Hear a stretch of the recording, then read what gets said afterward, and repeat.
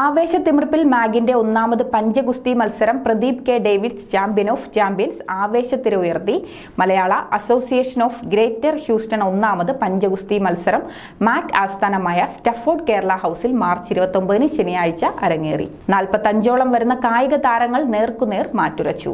വീറും വാശിയുമേറിയ മത്സരം ആസ്വദിക്കാൻ ഹ്യൂസ്റ്റണിലും പരിസര പ്രദേശങ്ങളിലുമുള്ള നൂറുകണക്കിന് ആളുകളാണ് കേരള ഹൌസിലേക്ക് ഒഴുകിയെത്തിയത്. രാവിലെ 9-ന് രജിസ്ട്രേഷൻ ആരംഭിച്ചു. 9:30-ന് പ്രസിഡന്റ് ജോസ് കെ ജോണിന്റെ അധ്യക്ഷതയിൽ ബഹുമാനപ്പെട്ട കൗണ്ടി ക്യാപ്റ്റൻ മനോജ് കുമാർ പൂപ്പാറ മത്സരം ഔപചാരികമായി ഉദ്ഘാടനം ചെയ്തു. സ്ത്രീകളുടെ മത്സരമായിരുന്നു ആദ്യമായി അരങ്ങേറിയത്. കൗതുകവും ആവേശവും ഉയർത്തിയ മത്സരത്തിൽ രഞ്ജു സതീഷ് 1ാം സ്ഥാനവും ഡീന രാജേഷ് 2ാം സ്ഥാനവും കരസ്ഥമാക്കി. ഹൈസ്കൂൾ വിഭാഗത്തിൽ റയാൻ വിൽസണെ 2ാം സ്ഥാനത്തേക്ക് പിന്തള്ളി ഡെയിൻ ജോസഫ് 1ാം സ്ഥാനം നേടി.